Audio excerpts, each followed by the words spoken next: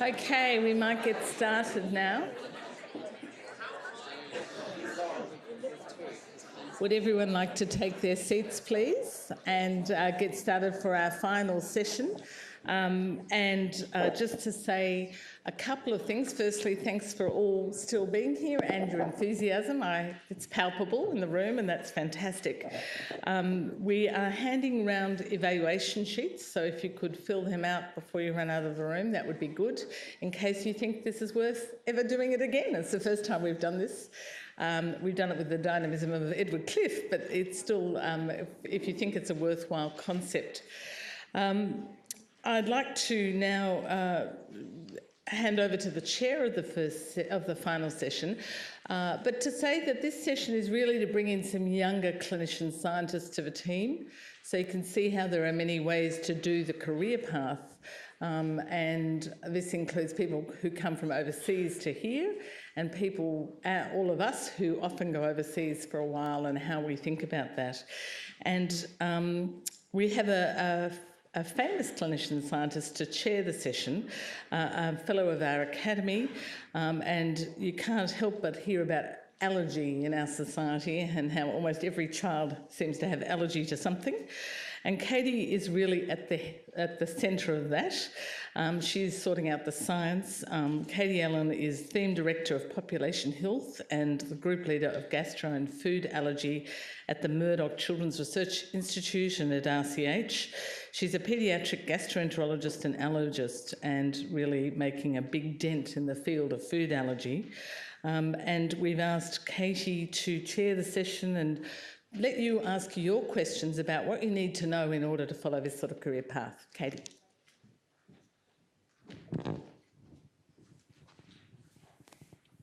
Thank you, Ingrid, and really have to thank Ingrid for organising such a fantastic day today, and the enthusiasm in this room really is palpable, I agree. But I think the big question for people sitting in your seat is, God, there's so many different ways we can get to that side of the career path. And so today is really trying to crack that open. And so I'm just going to give a few minutes overview of where my career has gone.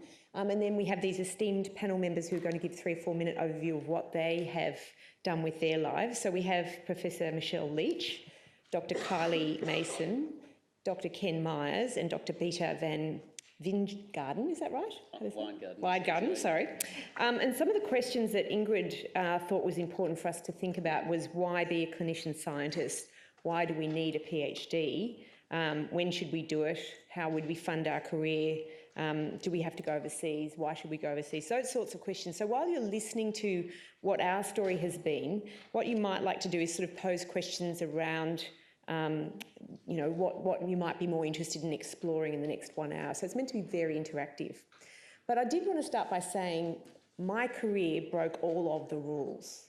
So if you take anything away from this, and it is that you can do it whatever way you want to do it, in my opinion. And I think if you're a good researcher, that's the way you see answering questions, because doing the things the way everyone else has done it hasn't got the answer yet. So do it some way differently. So the way that my career broke the rules is, firstly, I had 4 kids, and I was told that was definitely not a good thing. I worked part-time for many years, and also I worked flexi-time for a lot of years. I changed fields, so I was a gastroenterologist. I'm still called a gastroenterologist/allergist, but people have said, really, you're an allergist? Stop calling yourself a gastroenterologist. So I actually changed disciplines clinically, which is quite unusual. I changed research fields, so I started my PhD in liver cell transplantation. I then undertook Australia's first clinical liver cell transplantation. I then published in hemochromatosis and published in the New England Journal Lancet and BMJ, so really top quality articles. And then I moved into the area of food allergy. I mean, how disparate is that as a research career? And that was really in a 15-year period, so very rapid. And one thing I will say as a clinician is you can change careers. Unlike perhaps non-clinical scientists, they find it much harder. And the reason for that is that we've had basic foundation training and understanding about the body and mind in general, and so we can more easily move between areas. And I also changed research methodology. So I started as a PhD student in a lab-based research field. I then moved into clinical research, and now I'm supposedly an epidemiologist, and yet I've done no epidemiology training. So I'm sure there are people in the room saying, Katie, you're telling them all the wrong things, but the reason I'm saying this is that you actually can write author your own career. But what you need to do is you need to speak to people widely and get information from a variety of people, and then work out what you want to do. So I currently am regarded as a reasonably successful researcher. I have 30 researchers in my research team, 6 PhD students. I've published more than 200 publications. I've got about 20 different research projects on the go. I've published in international journals.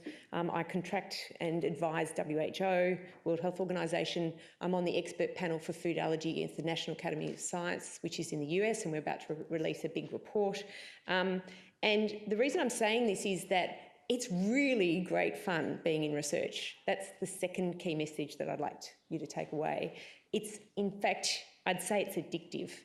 You get to do all sorts of really interesting things. So the value of being a researcher as a clinician is you get to be part of the solution. You're not just sitting there saying, oh, yet another problem coming through my door. You can actually say, why is this happening? Can we do a better job?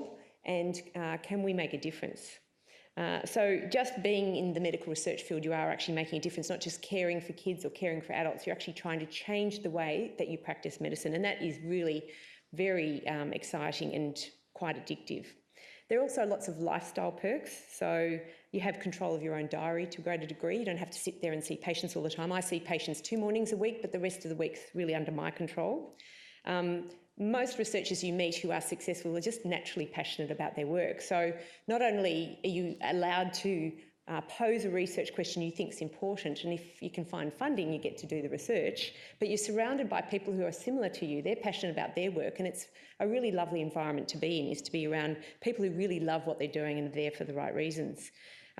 Besides meeting amazing people in your own hospital and your own research institute, you get to meet them on the international stage if you're good at what you do.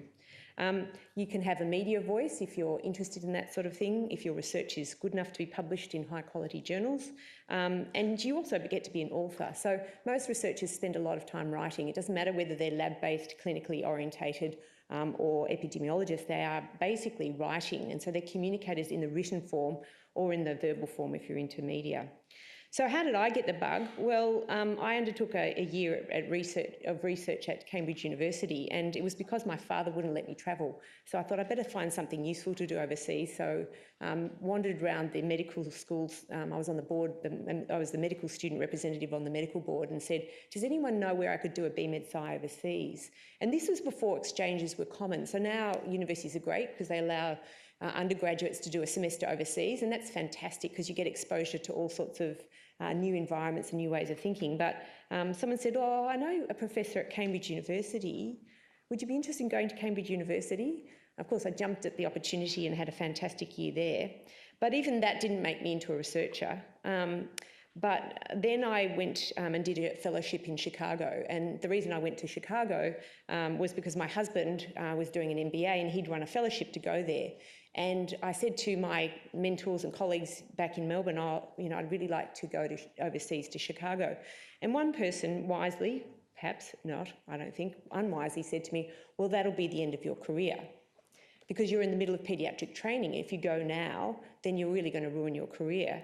So I decided to ignore that piece of advice. And probably for the Gen Ys and Gen Zs in this room, you'd go, well, that's stupid. We all move around the world. But in my day, back in the day, we weren't as globally orientated. But I went over to Chicago and did a 2-year fellowship in Chicago in liver transplantation. And as part of that training, I was required to do a month of pathology. And Michelle, actually we can close our ears to the pathologists, but I found pathology not exciting. And so I said to them, how am I going to last looking down a pathology scope for a whole pathology microscope for a whole month. And my professor said, ask a research question, then you'll be more focused on what the answer is and you'll be able to work your way through the tedium. So I did just that, and after a month found the solution to a question that he had helped pose, and we published it in a paper. And what we were looking at was something called central lobular necrosis in post-liver transplant patients. It had had a very high mortality, so about 30% of people who got this histological finding were dying. And so on my very first ward round after publishing this paper in Chicago, we had a case with central lobular necrosis. So the professor turned to me and said, well, Katie, you've written the paper, what's the answer? And I said, well, it can't be chronic rejection, we know that histologically. It's not these drugs because the patient isn't on these drugs. We know the portal vein's okay, it must be the hepatic artery. And he said, well, it's not the hepatic artery, it was okay on ultrasound. And I said, well, it has to be that. Why don't you do an arteriogram? So they did the arteriogram and it was gone. And that patient 2 days later had a new liver. So they retransplanted that patient and he had a very good survival. But it really changed the way that people were managing liver transplants in kids at that time. And that was very potent for me to realise that by asking the right question, doing the hard work and getting an answer, we were able to translate and really change what we were doing. And that was my first step of being excited and interested in research. But I don't think I quite got the bug even then. I was interested, but I decided to do a PhD. And the reason I did a PhD wasn't, again, because I thought I was a fabulous researcher and that I had a great career ahead of me. It was because in those days, the Royal Children's Hospital had a mandate that in order to be in this prestigious elite institution, the Professor of Paediatrics, Peter Winegarden, who's a wonderful supporter and mentor of so many young people in those days, said you all had to have a PhD. So I did a PhD in order to be a clinician in a top-level institution. So you're probably starting to think I'm a pretty immature person, but anyway, that's the way it was for me in my 20s and 30s. So I did a PhD and did it in liver cell transplantation, and then ended up trying to get liver cell transplantation off the ground. Couldn't get it off the ground because I closed the whole field down by proving it wasn't ready for clinical application. And that's because we did the first liver cell transplant and then we found that it was actually rejected and we shut the whole field down. But by that time, I'd started to get really excited and interested in research. So that's the sort of bus stop tour of my sort of clinical research career. I suppose the question you might want to ask are, what are some of the barriers to doing clinical work and research together? I would say that having children is a bit of a barrier. It's a barrier I feel I've overcome, but the juggle is immense, but it's worthwhile. So people say, can you juggle doing clinical work and doing research? And there are lots of people who tell you you can't. Well, you can. But there's also lots of people who say, well, you can't juggle it with children as well. I was told things like, you can't have a career when I had 2 children. Once I wanted to have a third. When I got to a third and then got pregnant with a fourth, someone actually told me, haven't you heard of contraception? I was told in an internal fellowship interview, have you finished having children yet? Which is a bit condescending, I thought, and that was by another woman, which was a bit unfortunate. But the risks that you have as an individual is that people judge you. And I think with the juggle of clinical work, research and having a family, the juggle is maybe you're not good at it. You can't be good at it all. And in my view, I'm not up to letting anyone else judge me. I feel that I do have the right priorities. My kids are fabulous. My clinical work, I always put my patients first and my research is going very well. But that juggle is something that has to come from within, and finding a very good mentor to support you in that. And I think some of the comments earlier about choosing your PhD supervisor wisely, because they in some ways almost become like a surrogate parent, is very, very important. So surround yourself with people who are can-do people, who are go-getters, who are generous, who care about you, who listen to what you want to do, but don't try to recreate themselves in you. So they're not trying to recreate their image, because I think that's one of the tricks about being a good mentor, is understanding the difference of that person and bringing out the best in that person. So what is my advice? Well, firstly, seek advice widely, listen to it, but only respond to that sings to you. So some of my advice is wrong, don't listen to it. Some of it might sing to some of you. Listen to that and listen and take that in and work with it. You should think of yourself as an entrepreneur, because being a researcher is a bit like running a small business. I always joke that if you manage to find the money, to pay yourself, to pay your staff, to find the equipment, to fight for space, and you have a good research question, you're allowed to do research. So in some ways, it's very entrepreneurial. But there are schemes now that support you to help you on that journey, and it's a very exciting and potent journey. But follow your passion, because you don't ever want to follow science just because you want a job or you want to be paid to do it. You want to follow it because you're really interested in the question that's going to make a real difference to your patients. And lastly, I'd say have fun. Doing research, it's a bit like being an artist. It's a passion from within, but it's a really great fun thing to do. And I feel like I've got the best job in the world. And it did take a while for someone to point out to me how much freedom I had, how much ability I had to pose the questions I'm posing. And I often say to my team, in what country or civilization is more privileged than being able to use the taxpayers' money, which is something I always remind my team, we're using taxpayers' money, to be able to pose a question that we think is important and then be funded to actually answer that question. It's pretty amazing. Anyway, I'll just now hand on to each of our panel members, and should I ask for any questions in the short term before I move on, or keep moving on? Yep. So why don't we start with, shall we start at the far end? Sure. Move in this direction, yep. Yeah, so I'm Ken Myers. I'm from Canada, which is, I still think I talk normally, but people here disagree.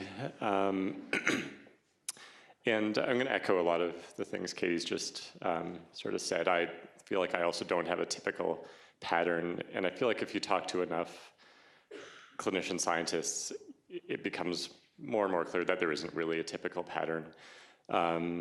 So I guess in brief, my background, I did an undergraduate degree in Canada.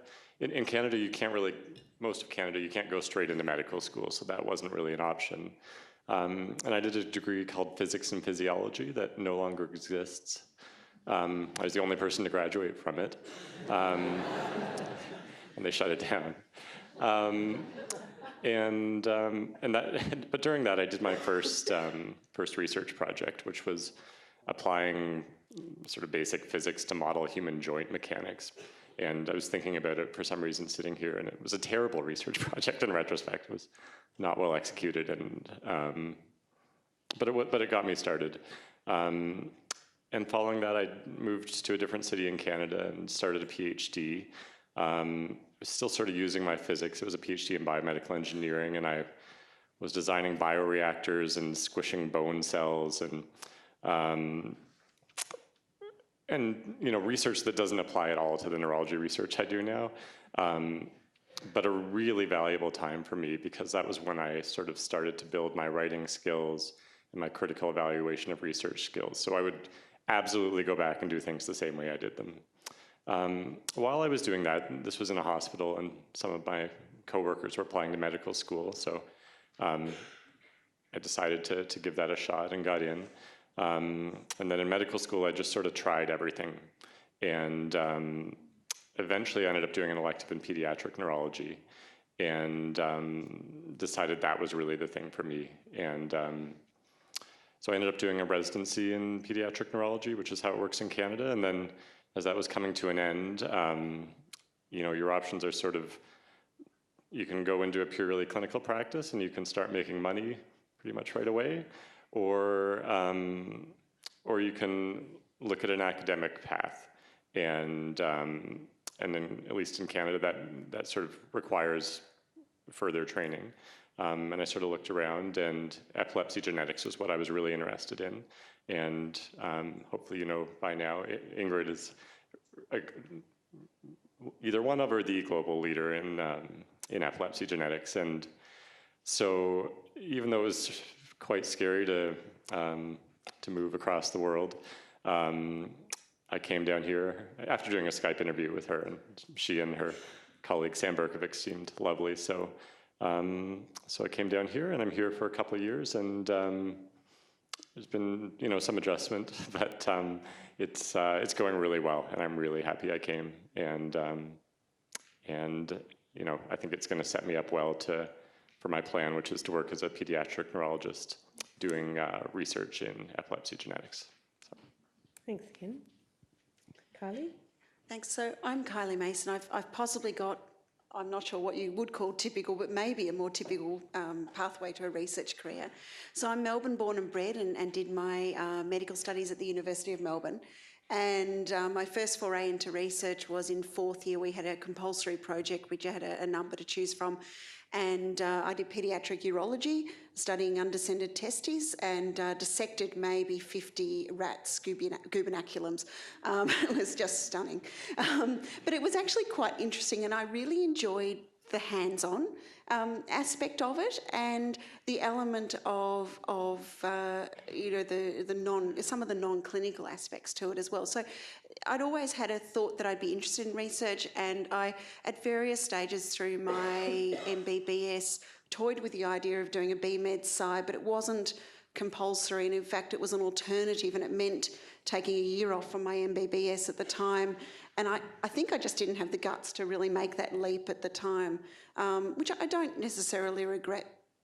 I then went on to do my internship, residency, and physician's exam, and then registrar years, and have trained as a clinical and pathological haematologist. So I've done my physician's and my pathology exams and qualifications. So that's an 8-year post-residency pathway, so quite a long pathway. And haematology is, I guess, possibly regarded as a fairly academic specialty, and there is an expectation that if you're going to work in a public hospital practice in any of the major hospitals, that you will have a higher degree. In fact, it's compulsory. They will not employ you, basically, without a higher degree.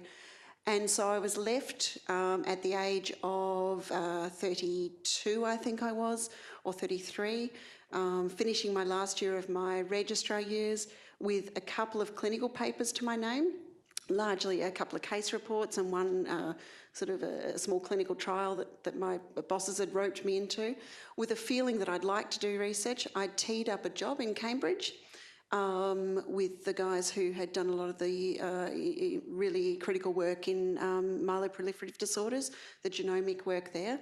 And then my then boyfriend, now husband, proposed.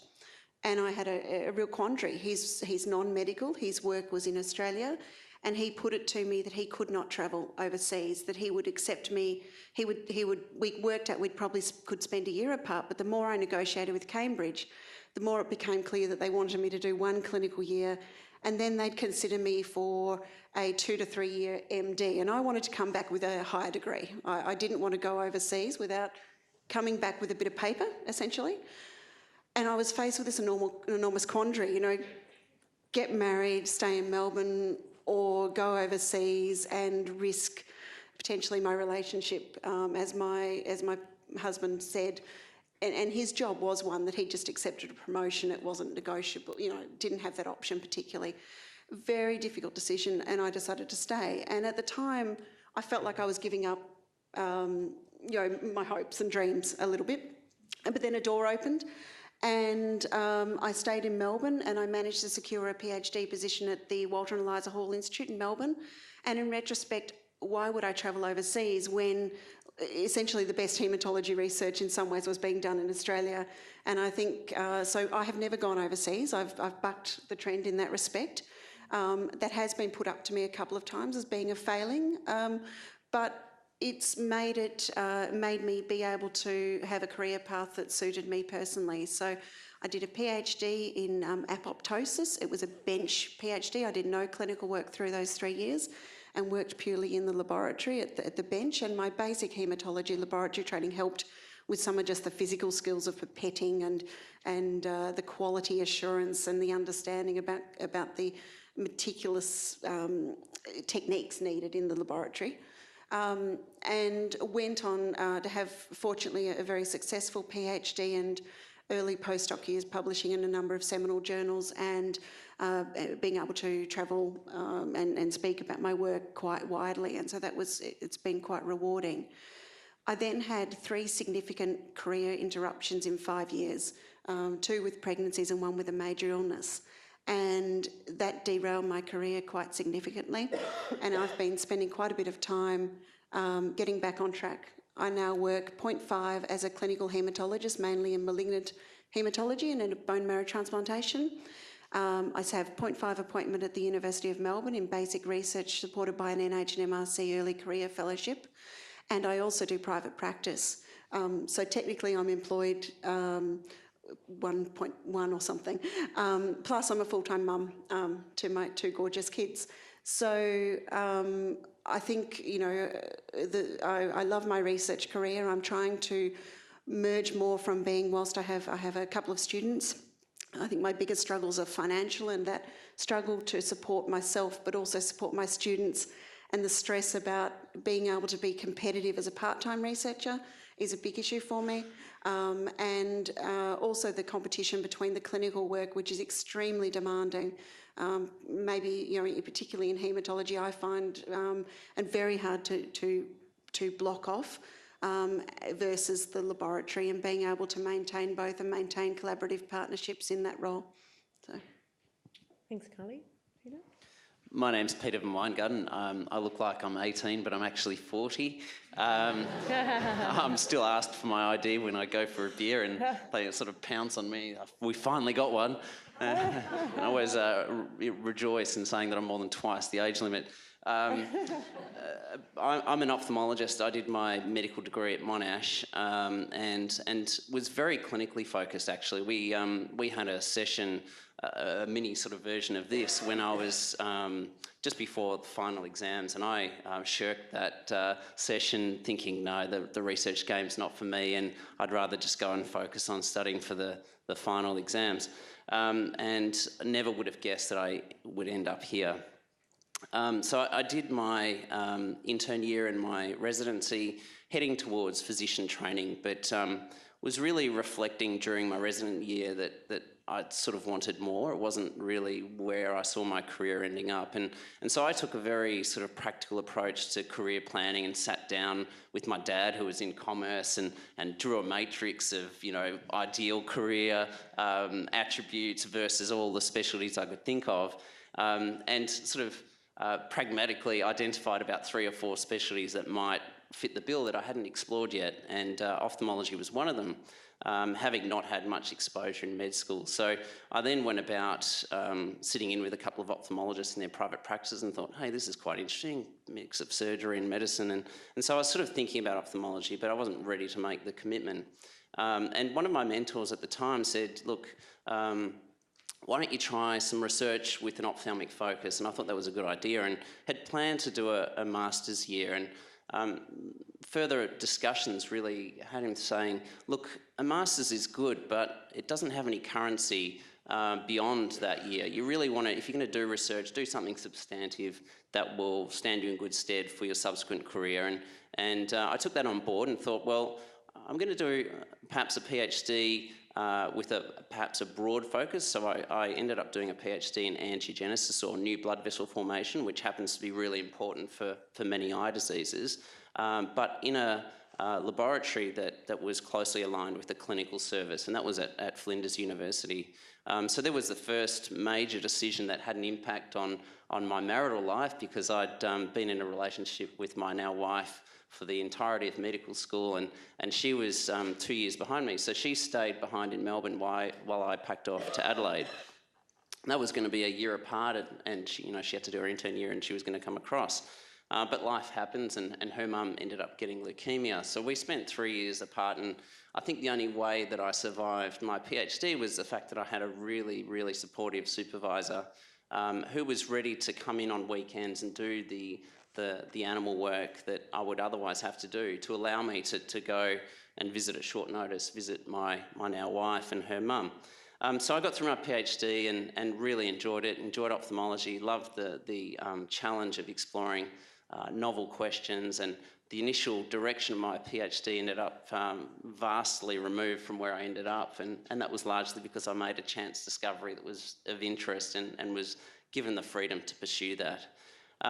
So having finished my PhD, I then started the clinical training in ophthalmology back here in Victoria, finished that 5-year training program, and applied for an NH&MRC postgraduate fellowship, only to find that I was a couple of months beyond the 4-year window of post-PhD that was required for eligibility, but being rather tenacious, I dug my heels in and made an appeal on the grounds of justice and because I'd had there was a caveat within the Constitution that I could appeal, and I was awarded an AAHMS PhD scholarship, and so I said, look, if you're giving PhD scholarships to pre-specialist trainees, it's very short-sighted then to not have a funding scheme for those that follow the course, do the specialty training in the shortest possible space of time, and then be rendered ineligible. So I challenged that, and it was actually granted.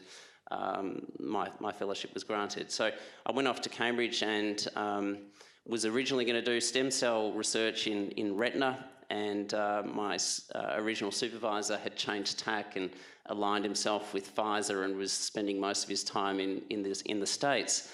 And so I changed and ended up in a laboratory doing research in regenerative biology in MS. So a big departure from ophthalmology, but my take on that was exposure to high quality neuroscience, at the highest levels would inevitably bear fruit that I could bring back to ophthalmology, and that's what I'm doing at the moment in a very supportive research environment with great mentors, and now having the chance to sort of spread my wings.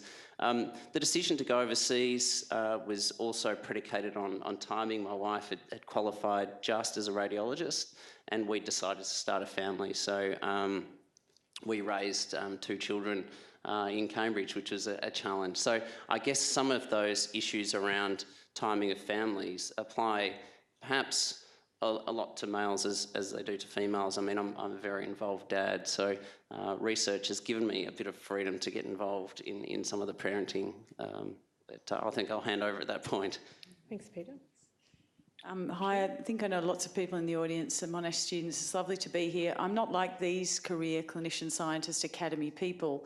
I'm the Deputy Dean at Monash running the medical course, and I'm the Deputy Director of Rheumatology at Monash Health. I think I'm the deputy of everything. I'm going to be a deputy for the rest of my life. I really like it. I'm also I'm not the deputy there, I'm the chief examiner for the College of Physicians and chair of the National Exam Panel for that college, and about to set off on that exam cycle now, examining 800 basic physician trainees who want to enter specialty training. So it's about to be a very busy time for me. I'm also a parent, but a reason I'm I guess I'm different to these guys in some ways, but not in others. I was a clinician scientist, and I think I still am. I think once a clinician scientist, always a clinician scientist. So I did my training in rheumatology and internal medicine, and I undertook a PhD in the lab in cytokine biology, glucocorticoid action, and I did about 10 years of postdoctoral research. I'd had some NHMRC grants and even was an investigator on one NIH grant. And then these big educational opportunities came my way, and people said, would you like to do this job or that job? And one of the things I think is that I think of myself as a clinician scientist, educator, parent, and I think I'm sort of connecting a little with all the stories here today. I find it very difficult to be all 4 of those things at once.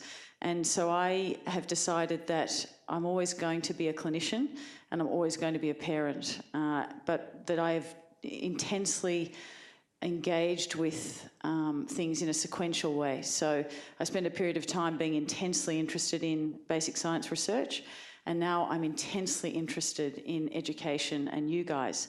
But I still supervise PhD students and really do love it. And the thing I'd say to you is, even if you're not a clinician scientist for life, being a clinician scientist opens many, many doors. For example, the Dean, Christina Mitchell, who's an incredible scientist, a clinician scientist herself, said, I'm not having anyone running the medical course who doesn't have a PhD and isn't a clinician scientist. Lots of the opportunities that have come my way in education have strangely come my way because I've done a PhD and because of the things I've done, and it informs absolutely everything I do. Even if I'm not in the lab right now getting my hands dirty, it's changed the way I practice medicine, it's changed the way I conduct ward rounds and I think about things, it's changed the way I supervise people, it's changed the way I educate. So it's been such an enriching thing to do. I still love and am involved with my lab that I came from, which we focus on glucocorticoids. As a rheumatologist, I see the harm that we do to patients with steroids. And as a scientist, I love to think about the molecules that are induced by glucocorticoids and what we can learn from that. And I can see some of our BMed Sci students and others in the audience who've been involved in that research. So you stay really energised and you stay connected to the things that are important to patients.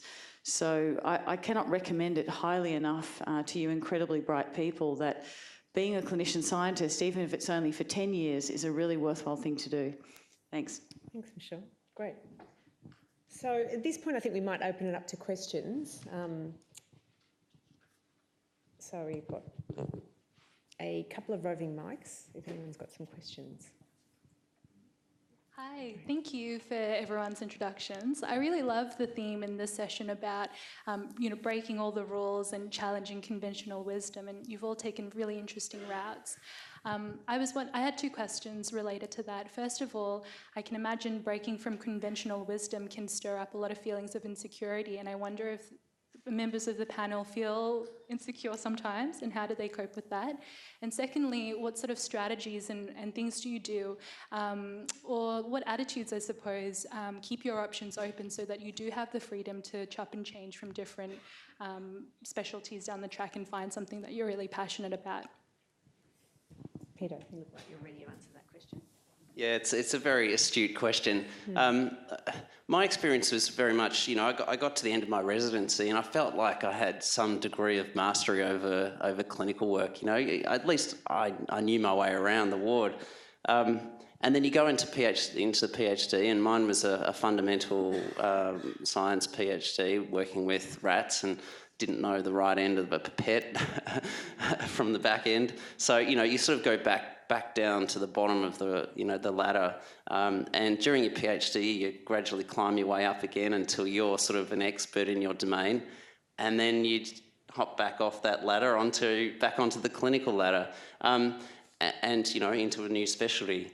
So for me, it was very much a cyclical thing, and I think that's a challenge as much as an opportunity. I think those sorts of experiences lead to humility, they lead to resilience, and I think that those are key attributes that you need for a successful career as a clinician scientist, but I think for success in life in general. So I think viewing it as a long-term journey and seeing those as natural challenges, and that you're not alone in these challenges, that these are experiences that we all face. And life's going to get pretty boring if it's just one ladder that you're climbing. I never just want to be on one ladder and looking down from a lofty view down at the mere mortals a few rungs down. That's not the way we want to live our lives, I don't think. I might add to that actually it's really, you've pulled up this concept of insecurity, and there's no doubt that you have to have a very strong sense of self to deal with the rejection rates within research. There's 12% success rate for project grants, and some of you sitting in this room will go, gee, these guys look like they've failed a lot. We don't want to try that. But the concept of resilience, which comes from failure, and humility about that failure, means that if you've got a good idea, I've asked my research team to turn things around, and instead of saying, 12% success rate, that's terrible, our group has a 100% success rate.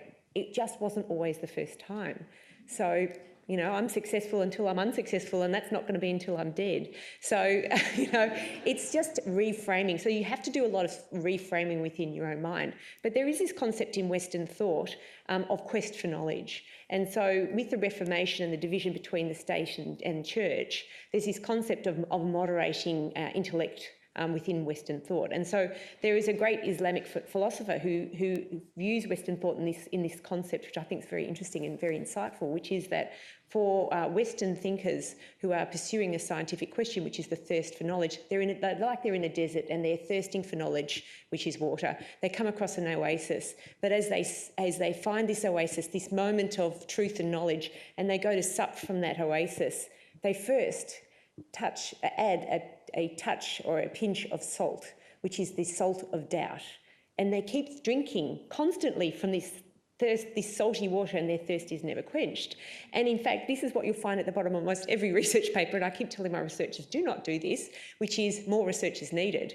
Like, will we never get to the end of it? So I say, well, that's a very negative way of looking at it. You have concluded something, now you're going on to do something else. But that constant questing is part of the obsessiveness of what we're doing, which is the more questions you ask, the more you don't know, but then the more questions you need to ask. And that's part of the addiction of what we're doing.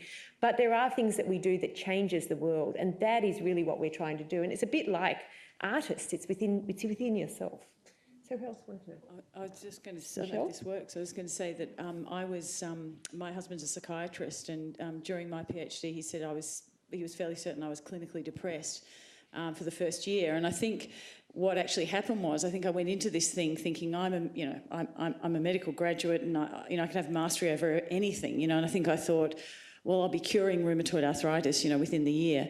And it rapidly became apparent that it was going to take me a whole year just to generate one graph. And that, that actually I sucked at pipetting and centrifuging and all those other things. And I was an absolute danger in the lab. And thank goodness for these beautiful scientists who looked after me. And I will never, never forget their kindness to this day.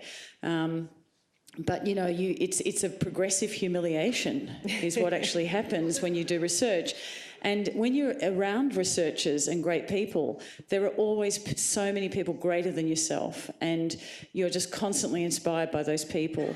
And also too, I love the Monash motto, Ancora Imparo, because it's the kind of imagination you have to think what we don't yet know, what needs to be discovered. That is a kind of humility, I don't know. So I think the thing about doing a PhD is all it taught me was all the things I don't know. But I also got this beautiful, little mastery over this little niche area that I could kind of talk about.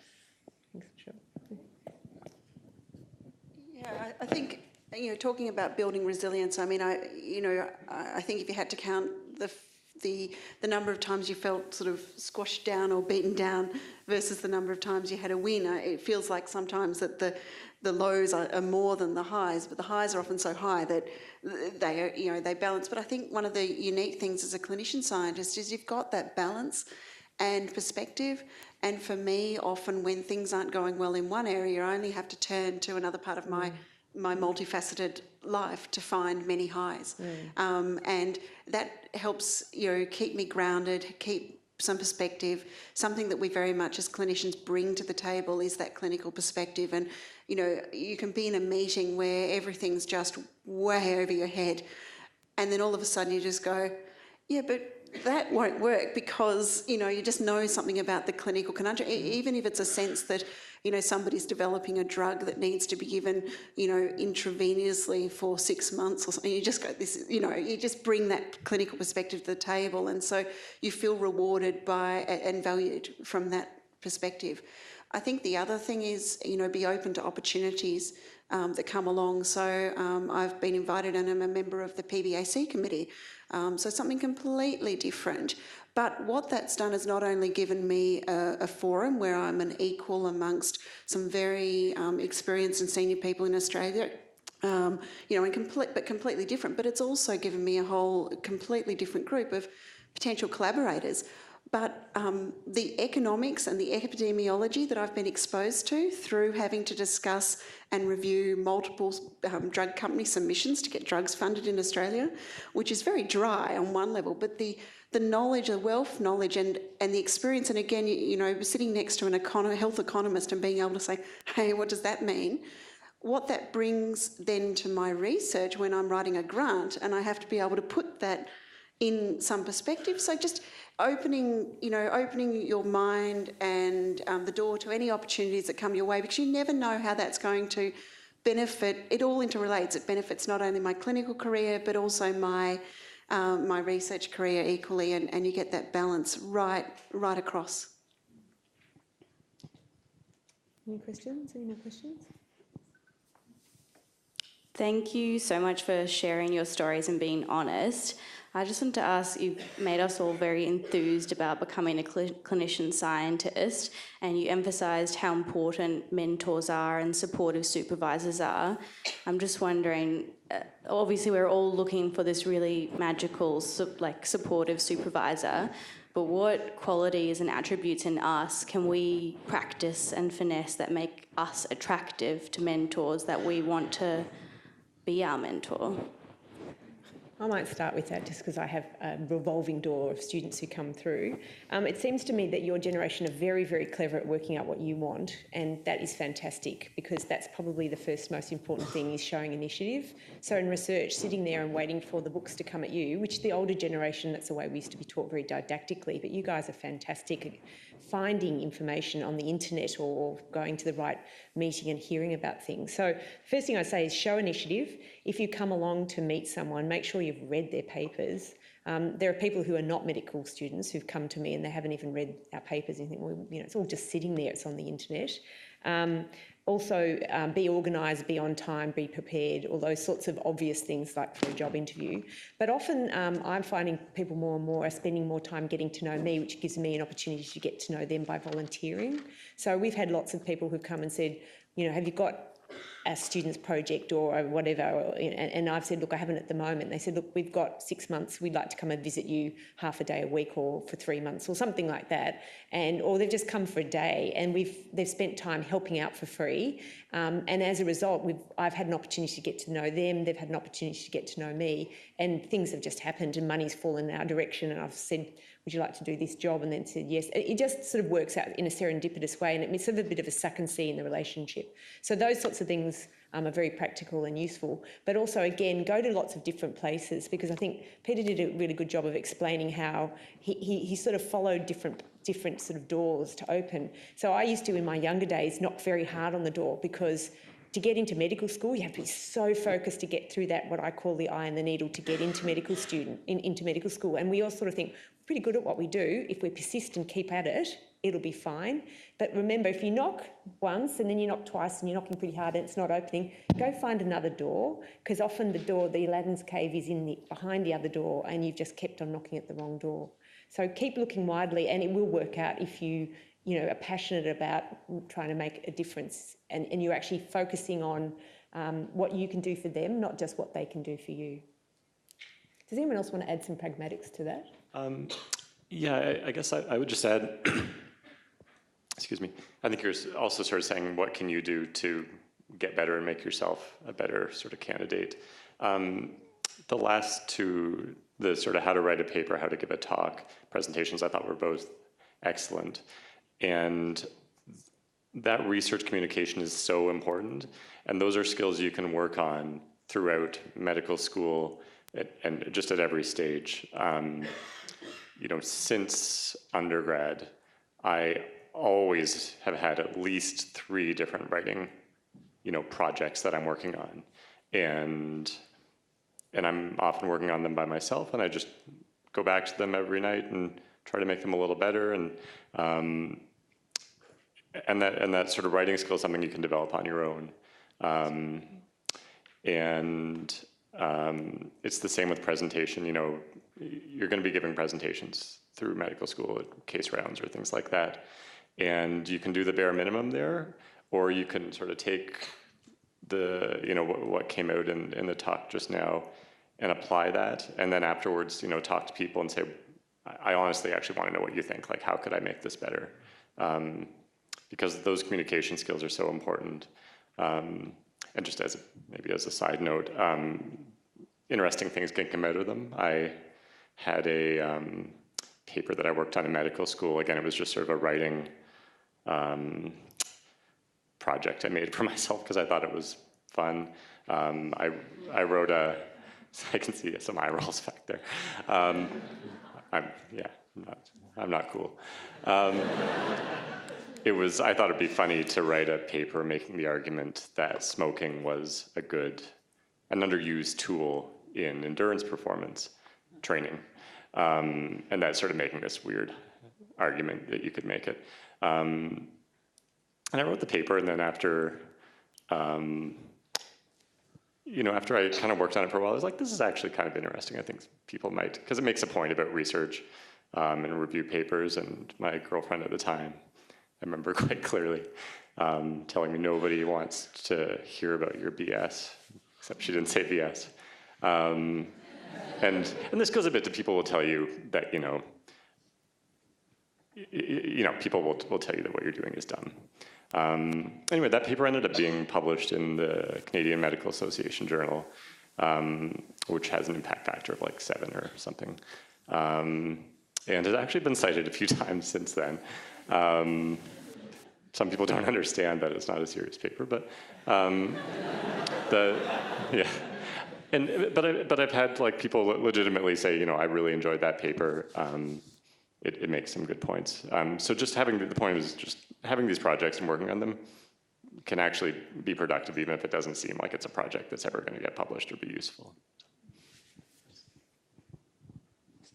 To carry on with that point, I think nothing makes a potential student more appealing than money. So if you put yourself in a position that you are fundable, then you are very appealing. So if you show the initiative during your medical training to write some case reports or show some interest in research, do something to lift you up the tier in terms of fundability, that's always appealing, because if you can get an NH and MRC PhD scholarship, then that's immediately something appealing for a potential supervisor. That's not to say that you all have to have that before you meet a potential supervisor, but it is something that would be appealing. I mean, I just want to say, actually, you're all appealing, very. And this is just something I didn't realise. When I started my PhD, I went home and said to my mum, I've been chosen, I've been chosen to do a PhD. I thought, God, amazing, right? Little did I know, like, they just couldn't wait, like, to get their hands on this, like medical graduate who's done some, advanced training to do a PhD. I mean, you guys are all in demand. What I notice as someone who educates medical students is you're all also utterly brilliant, and it's very hard to tell the difference between one and another of you, because you all have these achievements that I cannot believe. And I was talking to our MUMIS president about this, or one of our students the other day, that the email, signatures of my medical students, including Eddie, absolutely terrify me. Managing director of all kinds of things, and just in medical school. But at the end of the day, it's like what Ewan said in his talk. The people that really stand out are the people who present themselves in a particular way, because you're all smart. So sometimes I see a student giving a talk and I think, I want that student as a BMed-Sci student, or I want that, we want that student as a PhD student, because people who can communicate their research is where the power really is going to lie. So it's a special skill if you can do that. I might add to Michelle's comment. I mean, I get a request for someone to do a PhD with me from somewhere around the world once or twice a week. So there's a lot of scientists who are wanting to do PhDs, because it's now become, you can't do anything without a PhD as an undergrad scientist. But medics, it's different. You've got a career that could be medicine or could be science. So that comment was made before, which is, even if you just do a PhD and then go into admin, teaching, or in professorial role within a clinical unit, a PhD now is extremely well regarded. The question you need to ask yourself is, why is it well regarded? And it's because it's teaching you to think. And so the reason you want to do research is because you want to learn to think, and that's marking you as someone who can think. Just like medicine marks you as someone who can work hard and who is smart. So that, in general, medical students are very attractive to the scientific community, because you've already proven that you know how to work hard, you're dedicated and focused, you've already proven that you can actually take lots of information on board. What sometimes medical students have trouble with is converting to be able to ask questions rather than just suck in information, but most of them are really flexible enough to do that. But the issue is that you've got so many different options that you can take. Are you going to bother to spend 3 years doing a PhD? And I think there's an argument to be made that there is a benefit in just doing the PhD in itself, and what you want to show is evidence that you have that type of thinking. So when we're talking about being innovative, or finding your own supervisor, or having a research question and writing a review article that's slightly amusing, that's showing independent thinking. And so what we're looking for is, are you an independent thinker? Can you think outside of the box? We already know you're smart and can work hard. And the other appealing thing about you is that you have the patient's perspective, and I think Kylie said that very well, is that whatever room you're sitting in, because you have been with the patient and you know what patients think and feel and how their bodies operate, you have way and above more skills than an average scientist graduate. So I hope there's not too many scientist graduates in the room that I've just insulted. They're great too. But you have a particular set of skills that you already have, and that makes you very appealing, way and above an ordinary scientific graduate. Are there any other questions? One over here. I had a question about departures. So for all of you at some stage in your career, you've talked about whether you've gone off and had children, or gone overseas to do research, or gone to take PhDs, or taken a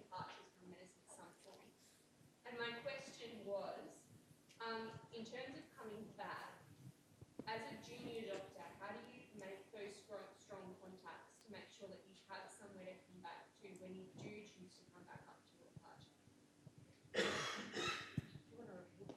So we're talking about departures. In fact, it's quite one of my personal passions for particularly women is when we depart and come back into the workplace. It's really hard, whether it's in medicine or law or teaching, is how do you come back in? And the question you're asking is really pertaining just to junior residency. Is that what you're talking about, or any stage in the career?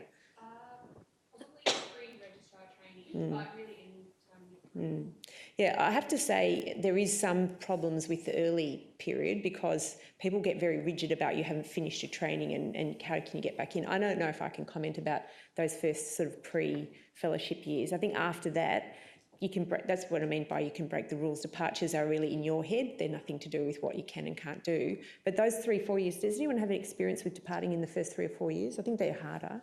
The internship, residency and early registrar years, they're much harder to break from. I mean, I did my PhD after my registrar years, but I'm a supervisor in the physician program of both basic and advanced trainees, and have quite a experience of mentoring young people, and a number of young people who've departed for various reasons. Some to have children, some just because they were facing almost burnout and just needed a year off, one or two because they've just wanted to travel. And I mean, depending on the departure, I think a lot of where you're coming back to depends on a bit of the planning before you go. And, you know, if you know you're going to have a 1 year or a 3 year or whatever planning, building those bridges before you leave. So, making sure that people know who you are, keeping in contact with those people while you're away.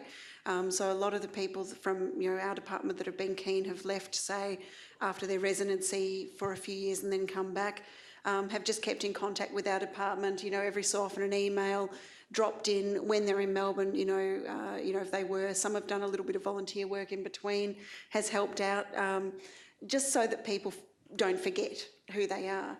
Certainly if you're going away to do research, you'll come back as a more valued person.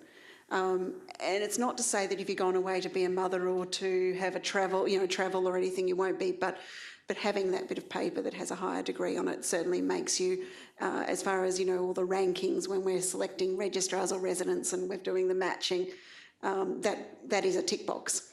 Whereas unfortunately motherhood and life experience don't get you a tick box on a matching service, for example, which is how most of our residents and registrars are chosen. But it really is, I think, as most of us know, sometimes it's not exactly what you've done or who you are, it's who you know in medicine. And as much as it often is meant to come down to the, it's all meant to come down to rankings and things like that, often it is who you know and those personal connections, I think.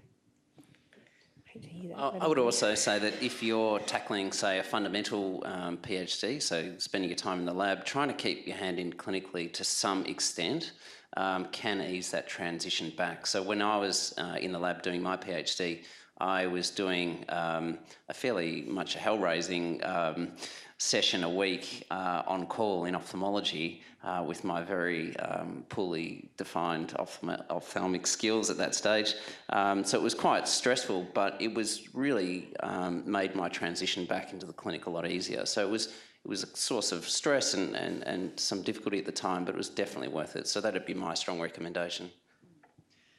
I took some time off after second year residency and travelled for a year, but did include some a small experience in medicine at another hospital as part of it, but was really mainly just having a good time and travelling. That was the idea. But I think, before I left, I worked very hard and I don't know, I think there's a lot to be said for being, just available, affable and able, those things. People remember you, like they think, oh, you're hardworking, I want you back, where have you been? There's that. I think keeping in touch, those things are really helpful too. But I also think, making your intentions clear, so here's where I see myself, here's where I'm going, I'm taking a break right now, this is what I'm doing. But when I come back, this is what I'm going to do. This is my intention. And your intention may change. That's fine. Then you won't care because you'll be headed off in another direction. But I think, making your intentions at that time very clear I think a lot of people are taking time off, and I really don't think the order in which you do things does matter. I think it's just character is destiny to some extent, and if you're really passionate about something and you're good at it and you put your back into something, and people sort of won't forget you. I think we had a question over here. Is that right? The question was withdrawn. Oh, right. It was already answered, great. There's a few other questions on one here. Oh, hello. My comment was for Professor Allen. And firstly, I'd like to say how much of an inspiration you are for me.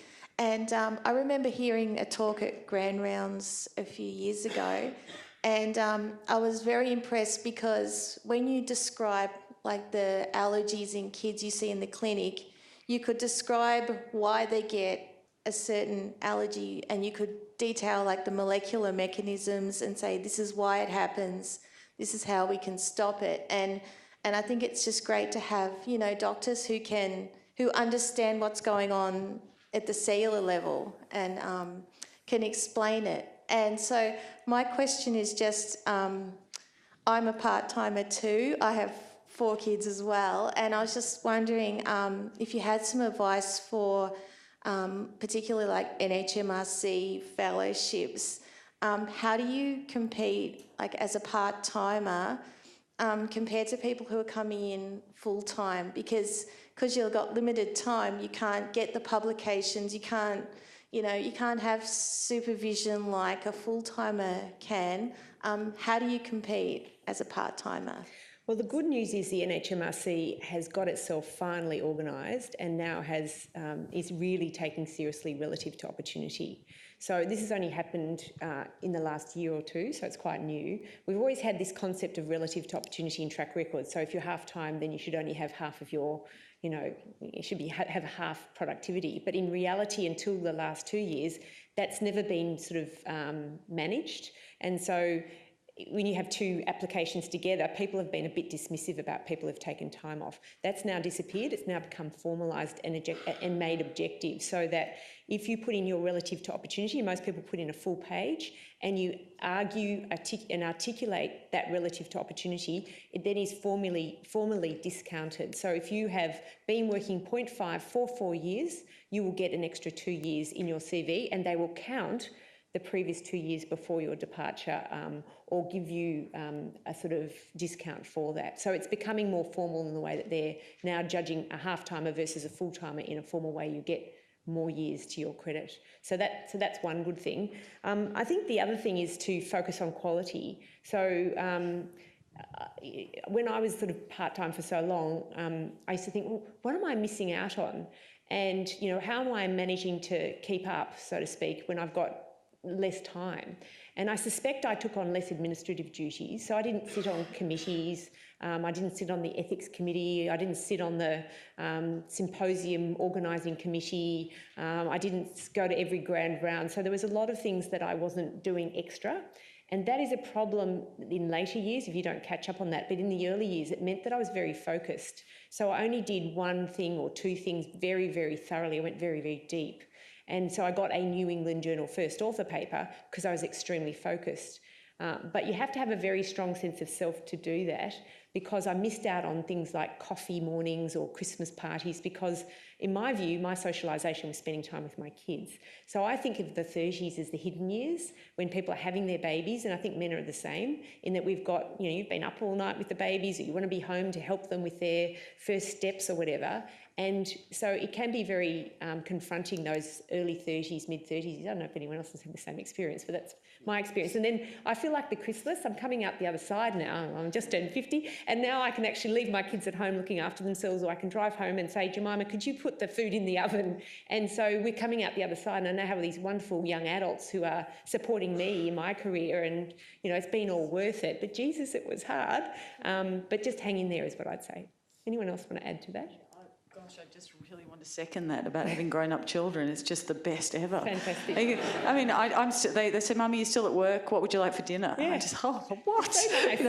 The very first time that they could do up their own seatbelts and run their own baths, that was just, you guys, there's probably a few parents in the room, but, when that happens, it's just, okay, I can actually see my life coming back, yeah. I think it does readdress the issue that, you know, that really this is for those of you that are in relationships, this is really a two-person deal. You know, your success as a researcher depends on the support that you get from your partner and the support that you provide your partner. So my wife's a radiologist working 4 days a week. We have 2 kids. So there's give and take, you know, on days that she's working in private till 7, 8 at night, I have to drop things and come home and manage the kids. But, you know, that's something that you need to work out, and as challenging it is too, it's rewarding as well. So, you know, it's a two-way street. So nice to hear from the guys. Good on you. But that is also a change I've found in my colleagues. This might be a bit politically incorrect, but colleagues who are a lot older than me, they have felt that they have to do it. You know, the girls have to keep up with the men and don't pretend you don't have children, and that glass ceiling had to be broken. While the women who are younger than me, they seem to have partners who really want to be part of their kids' lives. And I'm sure there's men who are older who are doing that as well. But the traditions are breaking and changing, and they might not be fast enough for everyone, but I reckon they're happening. And you know, that partnership that we're hearing, you know, women and men are saying to me, is this flexible, what I can do? Is this family friendly? Research is flexible and family friendly, that's all I can say. So do it just for that reason in the early years. And to the guys in the room, you know, you're just missing out if you're not engaged with your kids, you know. Yeah, absolutely. Any other questions? I think one more here.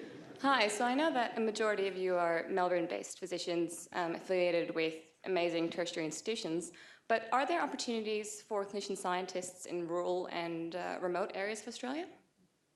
Yeah, so a great example is Barwon Health. So Peter Willemans, a general paediatrician down at Barwon Health, and he's doing some extraordinary research down there. But he is linked back into the University of Melbourne. University of Melbourne has a big rural school, and I think Monash does as well. So there are opportunities. I would say that, and again, I don't know if I'm speaking out of turn, but it seems to me that the bigger institutions seem to be getting more successful and the lesser institutions less. I don't know if that's the right thing to say, but it's an observation that I can see. So, but there are lots of links and collaboration. So the Murdoch Children's Research Institute, where I work, we collaborate with Deakin, with Barwon, with Monash, with Melbourne. We have a very open mind about who we collaborate with if it's a good research idea. So there is this very much a Melbourne-centric, city-centric view of the world, which is not right. We need to be thinking about rural and remote. And in fact, NHMRC often say, what about the rural and remote? And we go, it's a bit hard, or it's expensive, or we don't know someone there, it's hard to get to Mildura. That's not the right answer for the people of Australia. The right answer for the people of Australia is getting out there and linking in with people who are in rural and remote areas. So if you've got a passion for that, come and see us, because, you know, we really want to be opening up those doors. So you're absolutely right on the money with that. Anybody else want to make a comment? I think that's true.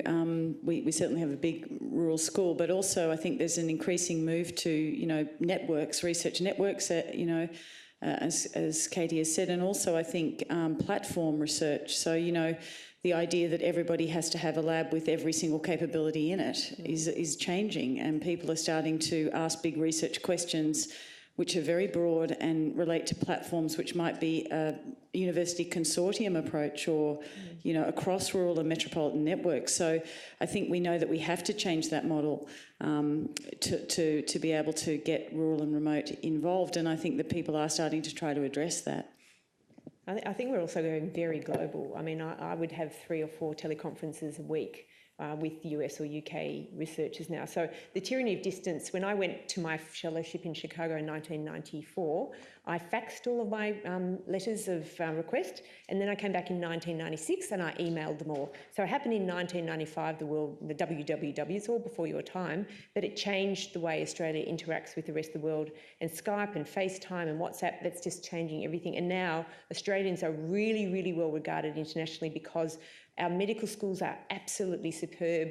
We've got a really hard-nosed bunch of researchers who are really doing fantastic science, but we also take our leisure time really seriously. So people love collaborating with Australians because they think we've got the balance right between work and lifestyle. So I think, is there any more questions? One more question, so I have to take the last question. Hi, so I'm a bit of a black sheep in the room because I'm actually a Master of Astronomy and Astrophysics at the University of Amsterdam. But as an astronomer, we're expected, and it's highly advantageous to study overseas. And I'm curious if that's the same in medical research and what the pros and cons are to going overseas and getting a master's or a PhD overseas, or doing it all locally.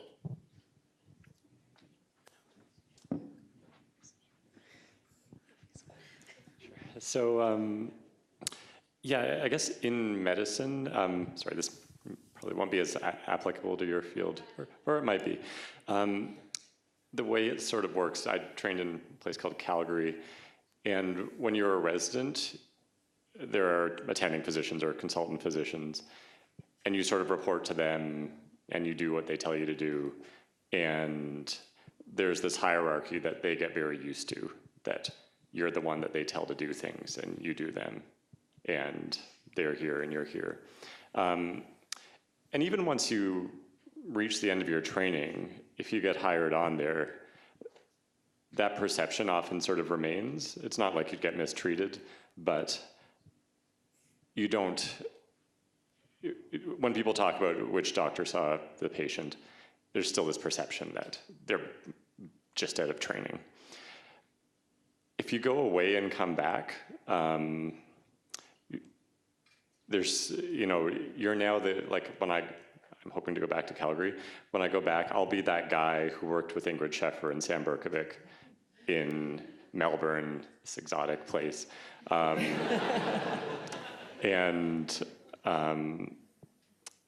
the things I say will have, for right or wrong, more weight because of the training I've had at a different center. So there's that perception.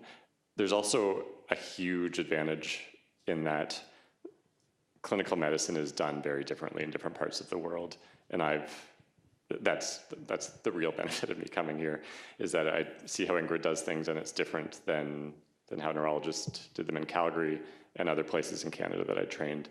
And that exposure is really valuable from a clinical perspective because, again, I think the people who have trained in medicine here, you get taught things and you just sort of accept them, even though there's often not a paper that supports them. That's just what you do in medicine. And going to another place where they don't do that it can just broaden your mind as to you know, how medicine can be practiced.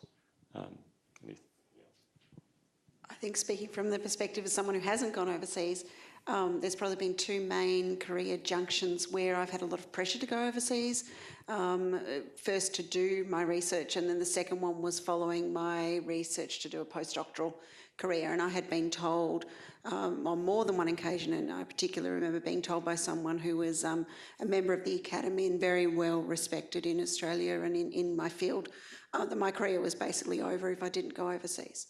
And I've heard that on more than one occasion. And certainly I get asked why I haven't gone overseas. And I mean, I've shared my story of why I didn't. It was a personal reason, but I don't think it should be a career junction. I do think Ken's point about going away from your clinical career and coming back is quite important, particularly in a small place like Melbourne. Melbourne is relatively small. Certainly haematology or any particular specialty is relatively small. You know everybody in the specialty. It is important, even for your own personal growth, to go away and come back. Now, that going away for me was doing a PhD, but it could be going away to do anything, really.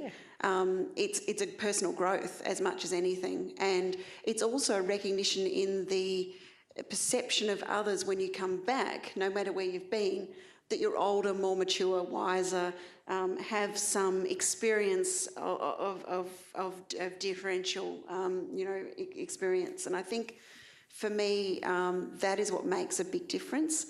I'm hoping that I can avail myself of opportunities to collaborate. I do collaborate extensively overseas, and to spend some time overseas in the future on sabbatical, etc., because I do also think just personally I'd like to do it, and the opportunity just hasn't been right for me. So I don't think you have to go overseas. I do think there are distinct advantages, but I think it's how you work it as well, and how you put that slant on it, and how you present yourself when you're when it comes up, when you're either interviewing or whatever, and that question comes up, or is how you present yourself and how you present that opportunity that you had in Australia. And as I said before, why for me, I don't think I would have got a better PhD or better papers or a better postdoctoral experience anywhere in the world. Australia was the place to do it. So why go? In some ways.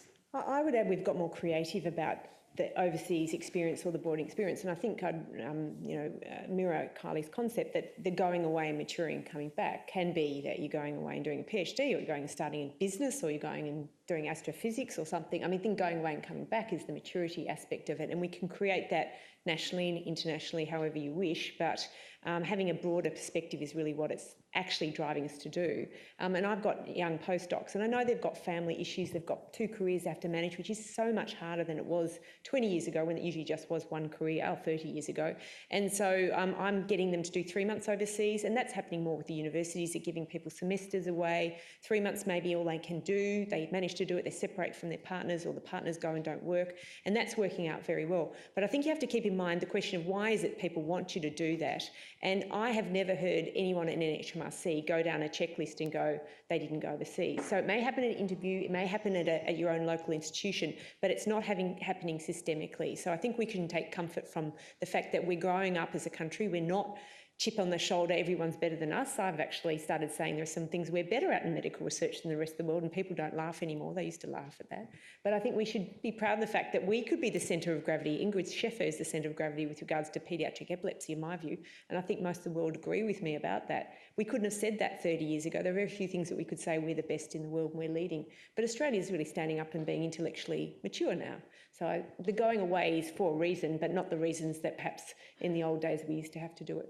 Yeah, and I think Ronaldo said it really well. It's about the journey. It's about having fun. And, we had such tremendous fun spending 2 years in Cambridge, seeing another part of the world, which, is a unique place. I think I heard 6 Nobel laureates speak. I saw in my postdoc supervisor someone who was just tremendous at establishing collaborations. There's a hot finding in the lab, he'll be straight on the phone to Harvard, and things will be happening around the world. And to get exposed to that energy, that melting pot of research, intelligence and dynamism is just a great opportunity. And there's only certain phases of your life that you can do that more easily. I think once, as a clinician, you've got a private practice, if you're heading that way, or you're really established, it gets harder and harder. So do yourself a favour, it's fun. I think I did my postdoc in inverted commas in Melbourne, and I wish I had gone away. And I think part of the reason is I've been at Monash Health and Monash University all my life, and I don't think at this stage it's likely I'm ever going to leave. And one of the problems I have is that it's I still walk down the corridors of Monash Health, and consultants who trained me years ago say, by the way, Michelle, we just checked that blood test for me. That I say, but I'm a consultant now, I'm a deputy dean. Like, all right, then I'll go and check the blood test for you. No, actually, I can say, check it yourself. But one of the things about that is that going away and coming back, you can reinvent yourself, and you can transcend some earlier version of yourself. And sometimes it's easier to do that by leaving and coming back. So I think we've heard from the panel that research is very exciting. We think you should do it anyway. I think that there's lots of mentors out there, but if anyone wants any direction of linking up with mentors, there's lots of people here, I'm sure, who'd love to hear an email from you to send you in the right direction. And I hope you've enjoyed what I think has been very interactive, and thank you very much all for your contribution, but I'd like you to help me thank the panel for their contribution today.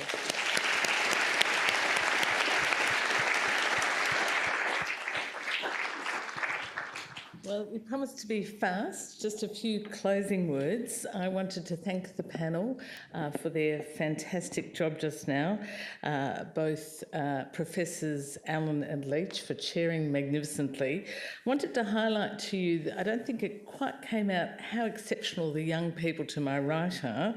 So just to brag a little bit, Kylie won one of the for women in science research fellowships. That's 3 out of 250 applications. That's how I got to know Kylie. Pretty exceptional. Peter I know as a mentee through our academy program, and he just happened to top ophthalmology in medical school, and also as a 24-hour runner or something. And then Ken, since he's been with me, I think it's a year, he's got 12 projects he's working on.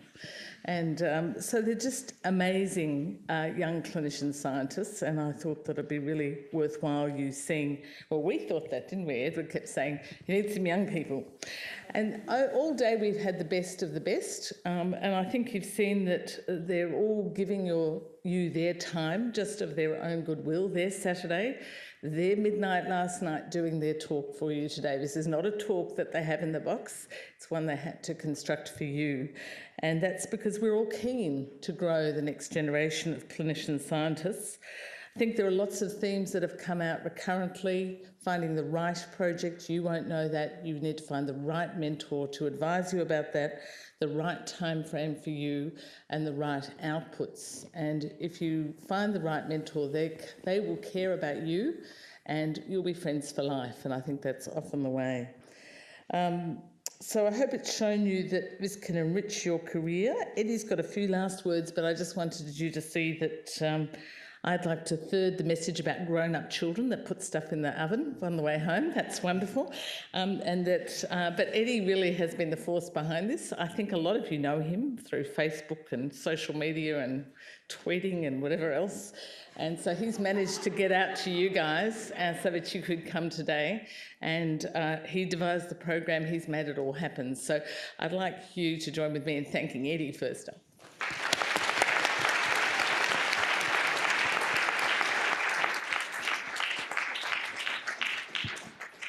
That's very kind, but really I've just tapped into the opportunity that you knowing lots of very senior and very outstanding clinician scientists and thought I should try and bring it to you guys. So thank you very much. Please do fill out the feedback forms that we've given you. I've got a pile up the front here if you didn't get one, so please come up and grab one if you haven't got one and give it to us before you head out. And I'd just like to end with a few really important thanks to Club Melbourne, Melbourne Uni, Monash Uni and the University of Notre Dame for sponsoring today and making it possible, the venue, the food you had for lunch, everything, greatly subsidising your tickets. The team here at the Convention Centre for putting the food and everything else together, the team of volunteers who've been running around with microphones and helped with the registration this morning, and of course our fantastic speakers. I'd like to add to what Mum said about thanking them for giving up their Saturday afternoon. And last but not least, thank you guys for giving up your Saturday to come along and learn about life as a clinician scientist. Hopefully you agree that it might give you the opportunity to take the best of both worlds. Thanks.